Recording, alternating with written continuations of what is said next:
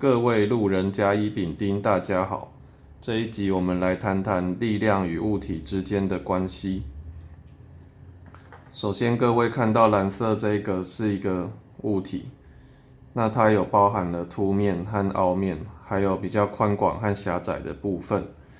那当物体进入以后，我们就一定会产生一个比例尺。那单位是什么？其实并不是重点。那这样一个物体现在受到了各种不同的力量和力有据的作用，所以它产生了一定的变形。而这个红色的虚线就是它受到这样一个力量之后的一个变形。那其实力量会使得物体移动，那这样一个力有据会使物体转动。土壤力学并没有用到这样一个转动的力有据，所以在这个节目出现以后就不会再出现。而我们考虑的未来的物体也都是不会转动的，因为土壤本身并不会转动。好，接下来我们来看一下力量。首先我们可以看到它承受了 F1 的力量和 F2 的力量，另外还有小 F1 和小 F2 的均布力和分布力。那现在我们来做名词的解释。首先，力量如果是集中在一点，那这样一个力量我们就称作集中力。那集中力可以作用在物体上面，也可以像 F2 一样作用在外面。那其实这个可以当作超距力理解，并没有问题。好，那力量的单位我们这里是用牛顿。那必须要说，集中力其实是一个抽象的概念，因为它假定了它力量的作用为一个质点。那这个质点其实在现实世界中并不存在，现实世界的力量一定是以分布力的方式去展现。哪怕你是用一根针去戳一个马铃薯，那个针尖也是有它的面积在。那接下来我们来看一下分布力。分布力在一个情况下，它可以称作均布力，就是它在一定的面积上面的力量密度是一样的。对，我们这边使用的是有点类似密度的概念。分布力它的单位其实是每平方公尺上面作用多少牛顿，其实也就是每单位面积上面作用多少牛顿的意思。那其实分布力可以等效于集中力，它的等效的方式如下：先考虑这一个均布力，那这样一个均布力，它的密度是 F2， 那它的作用长度是 L2， 那这样子的等效集中力是多少呢？那集中力可以写成红色这一个箭头，那它的大小的值就是这一个 F2 乘上 L2， 然后再乘上我们那个单位面积是1。好，也就是我们用三维的角度来看，就类似于这样子。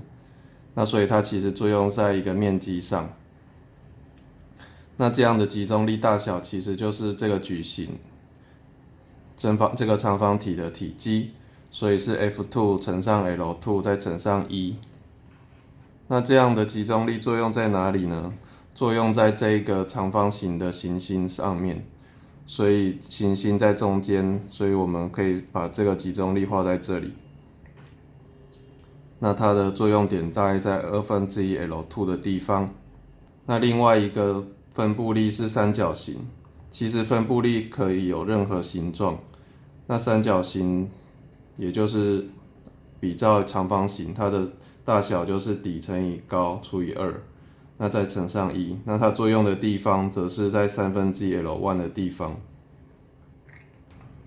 那在考试的时候，其实我们习惯把均布力化成集中力再来计算，因为它们对物体来说是等效的。所谓的等效就是产生的效应是一样的。那我们现在来考虑一个问题，就是将物体切开以后会发生什么事呢？我们知道物体它其实为了维持自己的形状，当受力之后，其实里面也会产生各种不同的力量。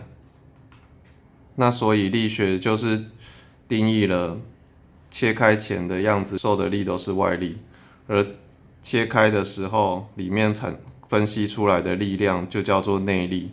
那内力其实非常的复杂，而且随着你切开的角度方式不同，它所产生的内力也都不一样。那内力一定是以分布力的形式出现。那它主要其实可以分成两种，一种是正向应力，一种是剪应力。